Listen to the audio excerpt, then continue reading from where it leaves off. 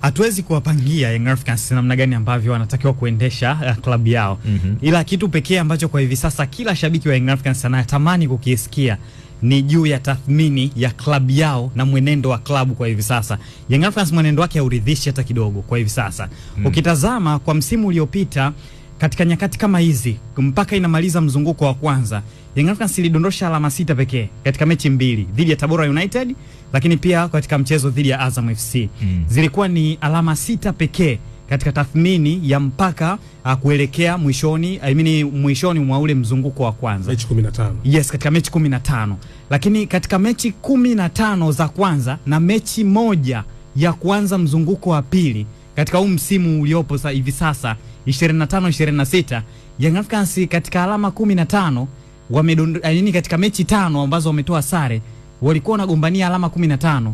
Kwenye alama 15 wamedondosha alama 10. Wamekusanya alama 5 pekee kwenye sare 5. Lakini kibaya zaidi, Young Africans kwenye mechi hizi 5 ambazo wametoa sare, kiwango cha uchezaji hakiridhishi kulinganisha na msimu uliopita. Ilipoteza dhidi ya Azam FC, ilipoteza dhidi ya Tabora United, lakini kiwango cha uchezaji kilikuwa kinaridhisha.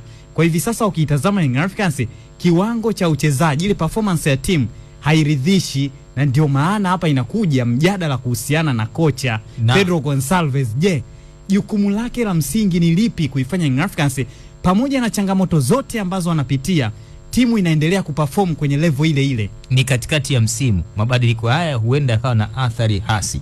Je, ni jeuri ya uongozi kutokana na mabadiliko waliyofanya mara nyingi katika msimu uliopita? Maana mpaka unamaliza msimu walikuwa wamebadilisha makocha takriban wangapi? 4. Msimu uliopita yes, walikuwa ni makocha wa 4 kwa upande wao ambao walikaa kwenye benchi bado alichukua. Yaani swali hapa, tatizo ni kocha? Yes, tatizo aliwezi kuwa kocha kwa hichi. Yaani ili mjadala huu uende lazima tuseme tatizo ni kocha? Hapana. Kama si hapana, basi inawezekana kuna mengi zaidi, sio kubadilisha makocha ikawa ni sababu. Sasa inafikiri tungesubiri baada ya kikao kujadiliwa nini ambacho kitakachoamuliwa, ndio tuje sasa tuulizane maswali yote ya msingi.